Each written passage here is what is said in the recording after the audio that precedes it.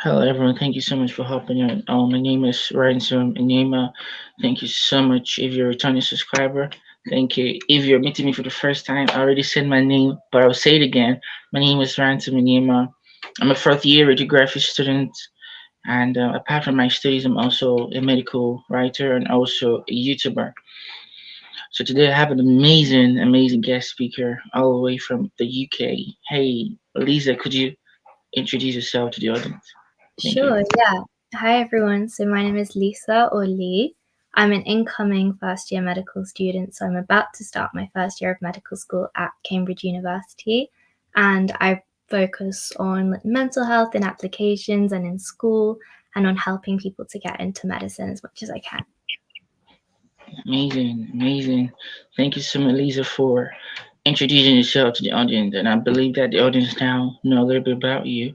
So we have a couple of questions for you to answer. You ready? Yeah, definitely. All right. So if I'm looking downwards, I'm reading the questions to Lisa. So you guys been wondering why is Ransom always looking downwards for?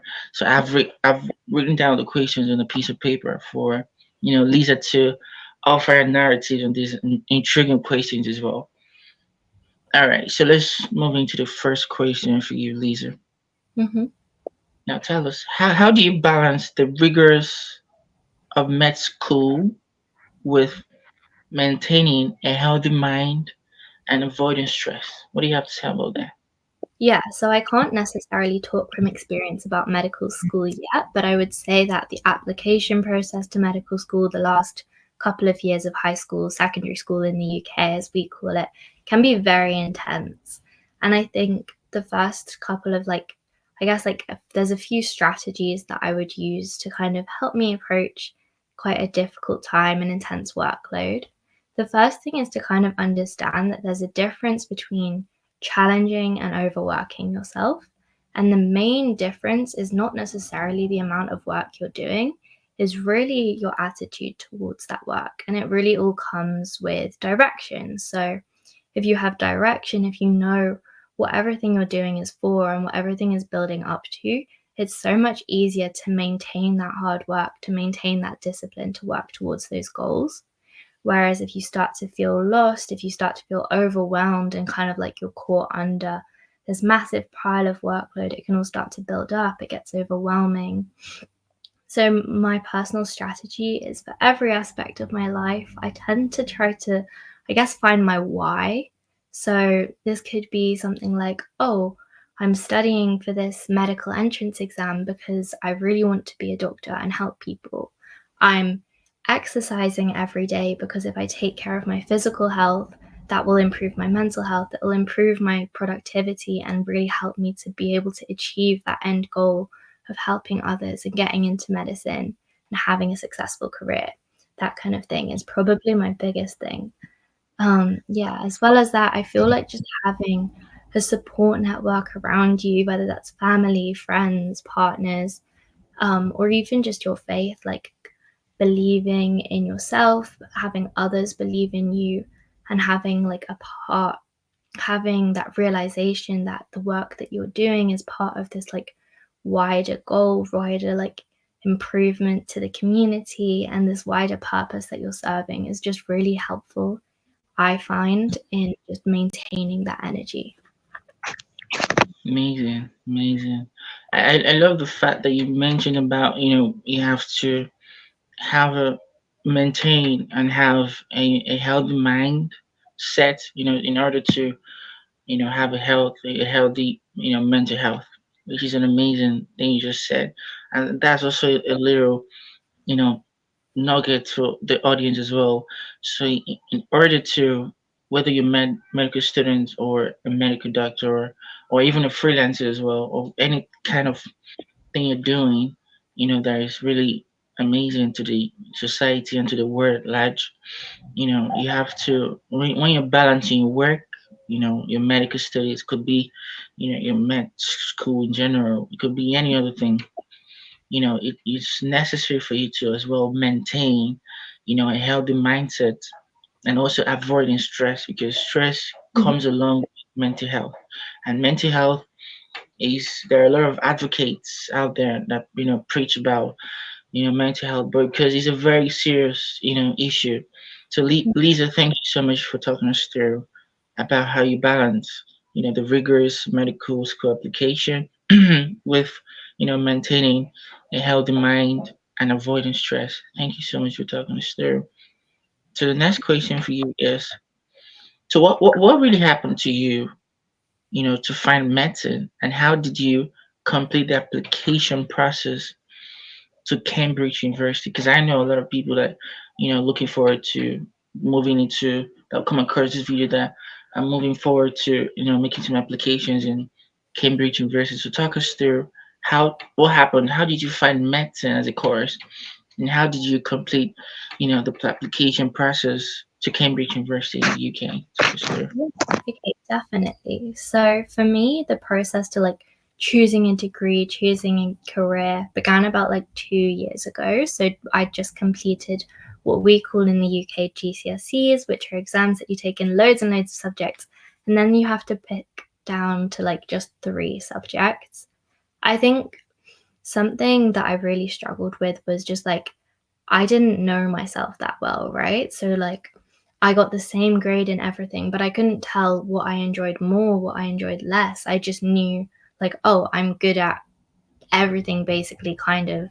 Like I think what was holding me back was not necessarily, I guess, like an academic incapability, but it was more that incapability to like find peace and purpose within myself. And as I started to work on understanding myself more, I really understood my values, which were helping people and community and communication and things like exposing myself to volunteering. So if you don't know, I'm a dance teacher. I've taught dance for about 3 years to anywhere between like 2 and 10 year olds. And I think something I really realized in that experience is that I love to transform people's days, to like put a smile on their faces, especially young people, especially people to help realize their potential. And I think that is such a key aspect of medicine. Like if your health is struggling, then every other aspect of your career, of your life is going to take the hit as well. And I think that's why medicine ends up being such an interdisciplinary practice almost. You have to bring in so many different professionals to help work on people's health because it really encompasses your whole life. And I think that medicine really is just like the best way to help put people on their own feet. And it's really like the best way of supporting people to use their own skills and to really build an amazing life for themselves. If they have that health that you've taken care of, then they can do amazing things. And I think my purpose in life that I discovered is to help empower people, and medicine is such an amazing way to do that, to empower communities, both in clinical practice, directly, like one on one with people, and also abroad. I'd love to move into healthcare policy and help people in developing countries as well. So, yeah, to move on to like the second part of your question, the application process. I'm guessing you have quite a lot of international viewers, listeners. So this is going to be fairly UK specific, but definitely universities like Cambridge is so accessible by international students as well. The process just might be slightly different. Um, so for me and for UK students, our application process to university begins with a personal statement. So this is basically the first time where you have to tell anybody who you are almost. You have to kind of put yourself out there as an image of like, this is what I value. These are the experiences that I've curated. This is how I've shown my academic curiosity. And this is why I want to do medicine. So in this, I talked a lot about different books. So I opened by actually talking about quite an unconventional book. So instead of talking about a medical book written by a doctor, I actually talked about a book written by a chaplain who'd worked in an oncology ward and had really had these really amazing and intense, I guess, communications with patients about their views and opinions and beliefs surrounding death and life. And I found that really profound. And I think for me, like feelings is really what motivates medicine and health.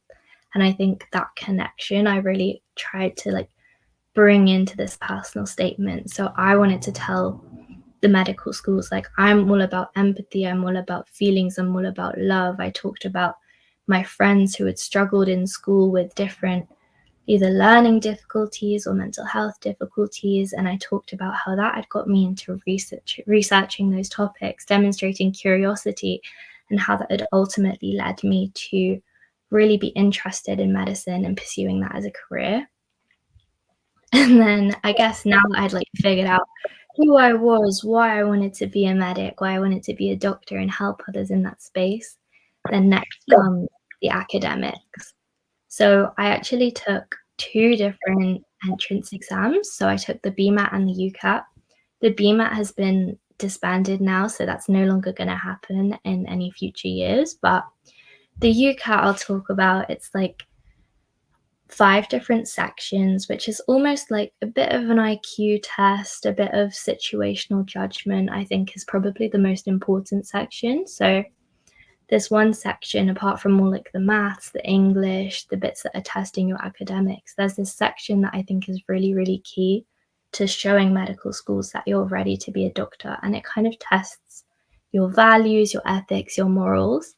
And the questions will put you in different situations. So it'll tell you you're a medical student, you're a doctor, you're just a university student or a friend to someone. And then it will give you a problem and you have to judge the most appropriate responses. And you have to use kind of the guiding principles of medical students, of medicine, of doctors, or just of friends, and those values of integrity, honesty, communication, etc. And that really tests, I think, your ability to, I guess, be effective in clinical practice and to communicate well. I think the process of completing these exams as well also really solidified that interest in doing medicine. Like, if I can answer these questions right and I can be the person that can make someone feel better in these situations, or that can resolve a difficult situation with calmness and ease and helping to work and make sure everybody's feelings and opinions are heard in difficult situations, then I can be a doctor. And that was like a really cool realization. Doing well at these tests really solidified that belief in myself and belief in this is the career I want to go into.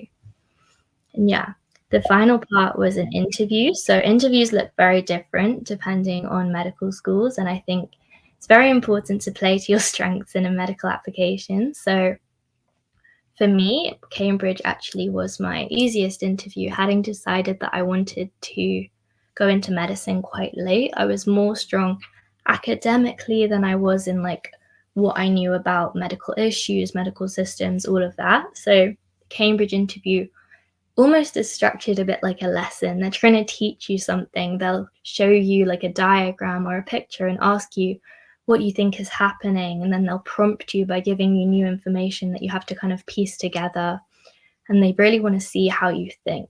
Whereas other interviews, like for Leeds University, where I was actually rejected, you had to, I guess, like talk about different like hot topics in the NHS. So we had to talk about vaping and policy and like medical portrayal in the media and on TV. And I think really like find the medical schools whose application processes play to your strengths, because honestly what each medical school is looking for is so different, but in the end you're walking out with that same qualification. So wherever you end up, if you get in, it's going to be right for you.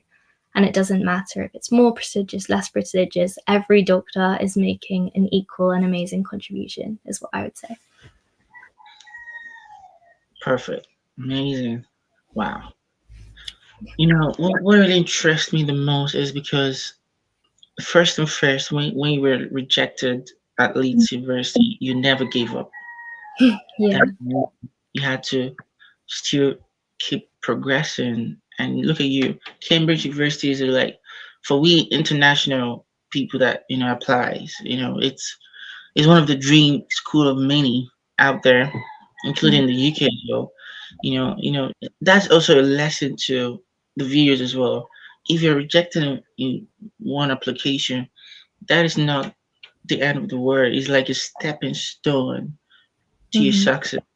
Definitely, yeah. I was actually rejected by two different medical schools, so Bristol and Leeds. And I think I was really heartbroken, especially about Bristol, because I feel like that sense of community was amazing. But yeah, I would definitely agree. Like, it's so accessible if you have the right tools, if you have that dedication to studying, even if it's abroad, like, you can definitely get there. In the summer, I was working with international students from China who'd come here to learn English.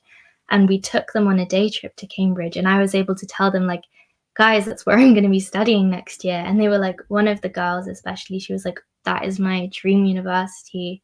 And I think it was just such a pleasure being able to encourage her to pursue that goal. And it was really, really a great experience. I think, like, especially in these prestigious spaces, to have more international voices is just really, really valued. So you can definitely get there.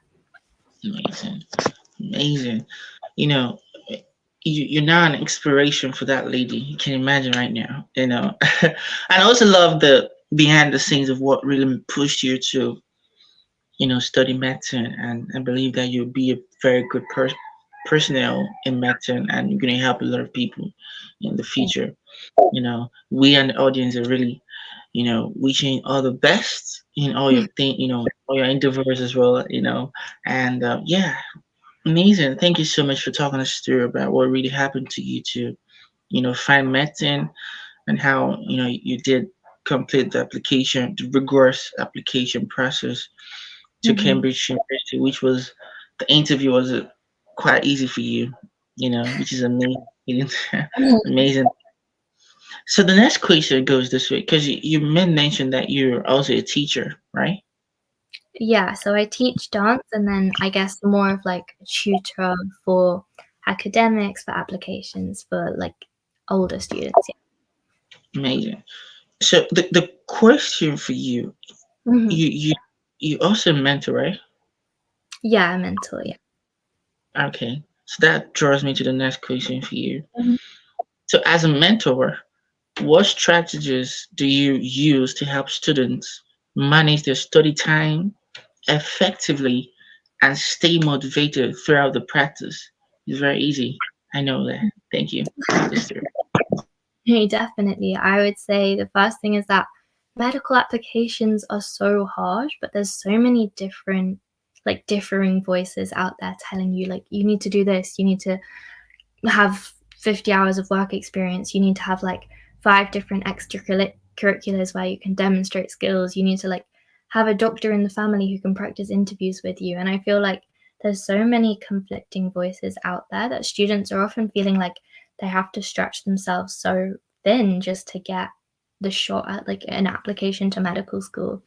Whereas something that I love to do is just provide a little bit of direction and prioritization in that area. So, for example, sorry, for example, like one thing that you can do is try to, instead of seeking out new experiences, is see like, what am I already doing and what can I show through those experiences, even if I've never necessarily thought about it in that way before. So, like, in for me, dance, teaching dance, I get to communicate with different types of people. So I have to learn how to communicate with parents, with my teacher who's a co-worker, and with the children at the same time.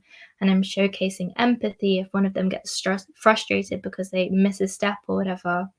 And I feel like being able to recognize those qualities in myself from things that I'm already doing is going to take so much of the pressure off of me as a student when I'm applying, because like all of the qualities are already in you if you're choosing medicine, and you just have to find a way of exemplifying how you've shown them before, rather than stressing out about finding loads of different experiences. Then in terms of studying, I think studying effectively really is just trusting in the science of learning. So we spend so much time of our lives studying. I think probably this is like my 14th, 15th year in education now. And I think like studying and learning effectively is not about how much time you put in, it's about what you do with that time. So the first thing that I always do when I'm mentoring or even when I'm tutoring at in a lesson, like I'll tell you, okay, this is what we're going to learn, but I'm also going to teach you how to revise it. So you're not going to forget it. You're not going to have to come back to it. You can solidify that understanding in the shortest amount of time possible. And the way that we do that is through science-based revision techniques. There's an acronym SAD, which talks about the biggest principles, the most important principles in revision. And that is spaced repetition, so revisiting topics frequently to combat your natural forgetting curve, active recall, basically training your brain to store information. So instead of having information in front of you and thinking, oh yeah, I understand that, we're going to look at questions on a blank page without our notes, without lecture slides, whatever. And that really trains your brain to think like, oh, I'm not going to have the answer in front of me, so I need to learn it. The next thing is like making links. This can be between different topics in the same subject. So biology is one where everything is very, very interlinked, but also making links between things that you've done or experienced and what you're learning in class. So like you might learn about evolution, and then there might be an example in class about like an avocado tree or something having evolved, and then you think, oh, I grew an avocado tree at home, and making those links helps to strengthen neural connections within your brain, which means things are easier to recall, and especially helps in what we have at A level in the UK as application questions. So in medicine as well, this is especially relevant. You'll never get getting tested on like, what is this aspect of science? Like, you're not being tested on your knowledge, you're being tested on how you can apply it. So the more links that you can make between your knowledge and other pieces of knowledge from other topics, and between real life concepts and experiences, the quicker you're going to be able to recall, like, oh, this concept would apply in this instant, because you've strengthened those neural connections already that tell you that those two things are linked together, which is helpful both in exams and when you get to clinical practice. And then finally is desirable difficulty. So we want to make our work challenging, but not to the point of demoralizing us, demotivating us. We want to work ourselves up from, say, like doing your homework questions, maybe with your book there so that you know that you're understanding the concept. Then make flashcards and make sure you're recalling the key concepts and ideas, and then try to apply them with practice questions. Then once you're confident that you know at least a few topics, we can move on to practice papers, timing, etc., exam conditions. And I think those are like the 4 guiding principles that can really help us to study effectively and save time, and therefore we'll stop stressing as much during our med school applications.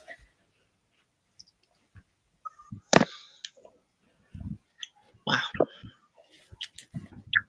you're really a good mentor. You know, you're really a good mentor. I believe that these are amazing strategies. You know, that would help not only normal students as well. It can help math students as well, or what kind of students you are. You could be an engineering student. You could be a social science student, or a whatever kind of student you are. Yeah, You know, definitely. these amazing strategies, these are listed, for us that could help you manage your study time effectively and also stay motivated throughout the practice, which is an amazing thing to do. Lisa, thank you so much for talking us Thank through. you.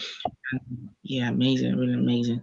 So that draws me to the next question for you, Lisa. Mhm. Oh, all right. So I know during your application process at university, Cambridge University in the UK, I knew it's not about I know, I knew past tense right now, that you face a lot of personal experiences or a lot of difficulties, Mhm. you encounter during the applications, and how you overcome them. I know that you face a lot of, difficulties in your application process at University of Cambridge University. So could you tell us, so Mhm. share your personal experiences or difficulties you encountered, during your med school application process at Cambridge University and how you've overcome them. Talk us through. Yeah, sure. So I would say probably the main, I guess, obstacles that I faced were first, like with my mental health, right? So I talk so much about mental health now and I'm really passionate about it because I feel like what we don't realize is that everybody has mental health. And like my maths teacher kind of describes like learning maths in a kind of a similar way to like how I would describe mental health, right? Like different people have different, almost like not necessarily tolerances for maths, but different baseline kind of aptitudes. Like some people will get confused with like GCSE maths, they'll struggle when they're like 11, 12, 13. Some people will think, oh, this maths is easy, but then when they reach A level and they're 17, 18 and the concepts get harder, then they struggle. Some people will reach university without even having ever revised for a maths test and they'll be like, oh, this is hard now. And some people will make it to PhD before they start struggling. And I think something with mental health is that everybody has it, but not everybody will start to struggle with it at the same point. I think that I'd never really thought about how I would be struggling until I actually did, or how others could be struggling. And I think that talking about mental health and having to build a community around me to support me as things began to get harder for me was so important. I think when I found things at school difficult to balance, the first thing that I did was I emailed a teacher who I'd literally never spoken to before. She was a support officer. I was like, what do we need support staff for? And I emailed her and she called me in and she was like, girl, just like stop what you're doing. She helped me to prioritize. She helped me to reach out to my friends and my family and to tell them how I was feeling and what was going on. And I think being able to lean on other people in situations like that is such a strength. Being able to find those people that can be your support network, that net to fall back on, as well as those like cheerleaders to hype you up when you're doing well, is so important.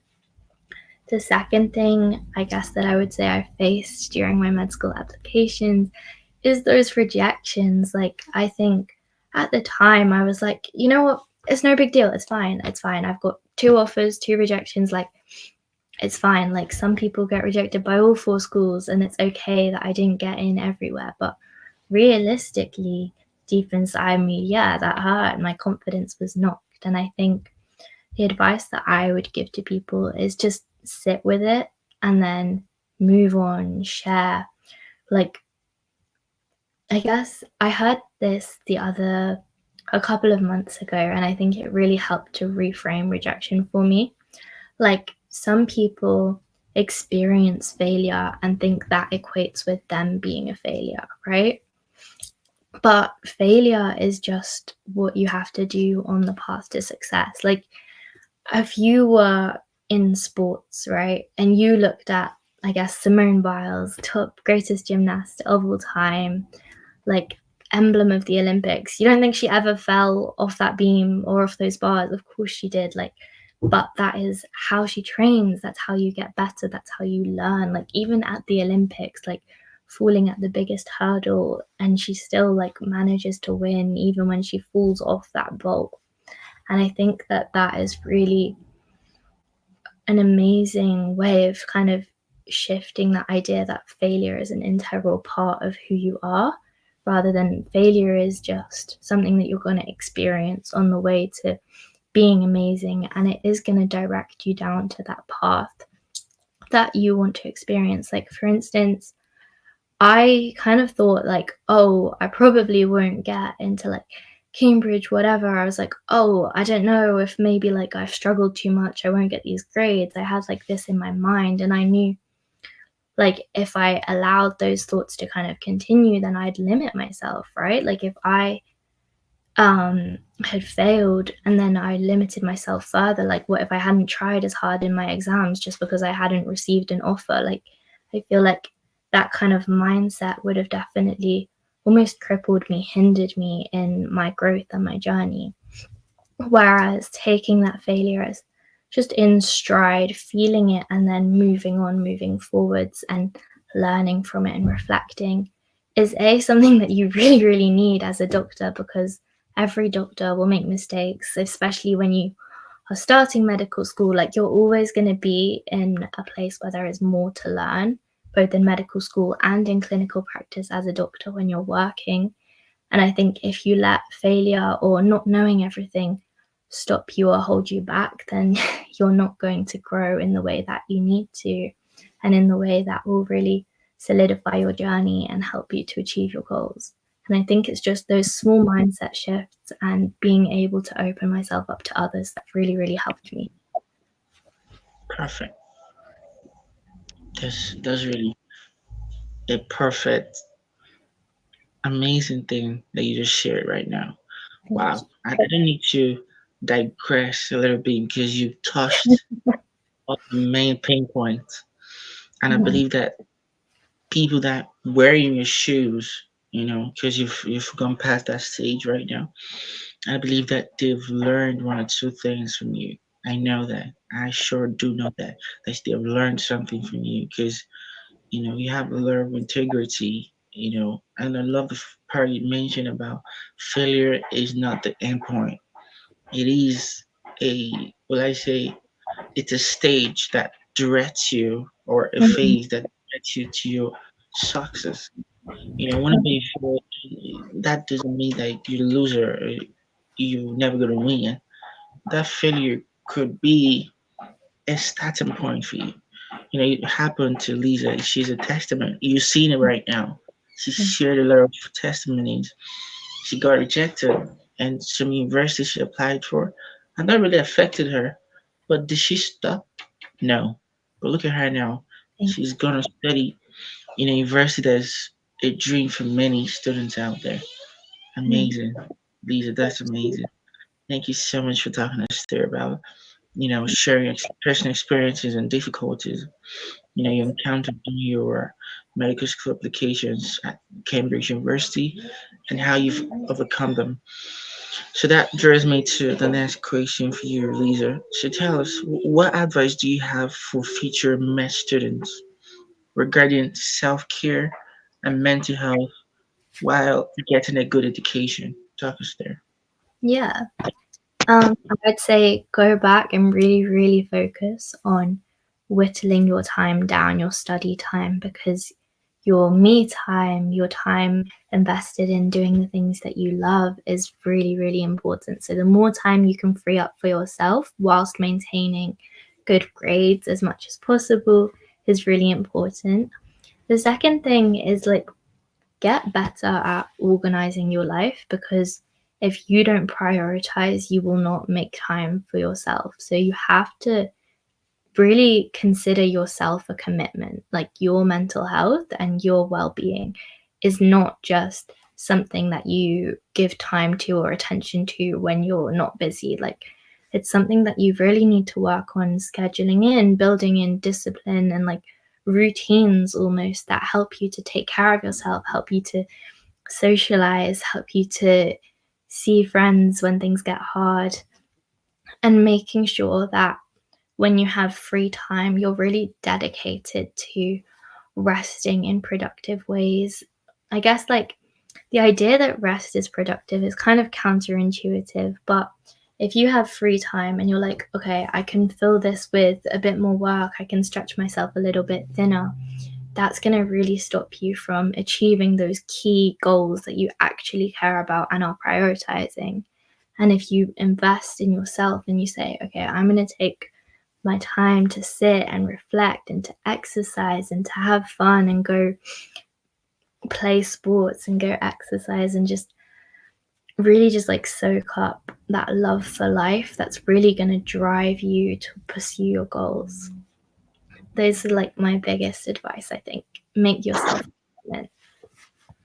Amazing, amazing. That's an amazing advice for people, for future med students as well, regarding self-care and mental health, while getting a good education as well. Thank you so much for talking us through and for sharing those amazing nuggets for future med students out there, regarding self-care, and mental health, which is very an important issue Mhm. top of the crowd these days. So, while also getting a good education as well. Mhm. So, Lisa, we'll come to the last question for you. Mhm. All right. So, how do you, this question is a bit tricky sometimes because I know, I know you're ready for it. So, Sure. how do you incorporate stress prevention and stress management techniques into your daily life and also encourage others to do the same? How do you do that? Yeah, I think the first step is really to acknowledge that like stress just often comes from like a lack of direction. Stress is like when our commitments start to overtake us rather than us being like the drivers of our own success and our own goals. One thing that I often find is that decluttering my head is really, really useful. And the way I do this is I brain dump onto a sheet of paper like every single thought that pops into my head, like, oh, I need to buy a birthday present for my mom. Oh, I need to study for this exam. Oh, do I want to maybe start a YouTube channel soon? Like every single thought that could distract me, that could stress me out, I write it down. And then I have a designated time, maybe each week or at the start of each day, where I tell myself, okay, I have all of these things that I'm stressing out about, but I'm just one person. So, what can I actually take action on today?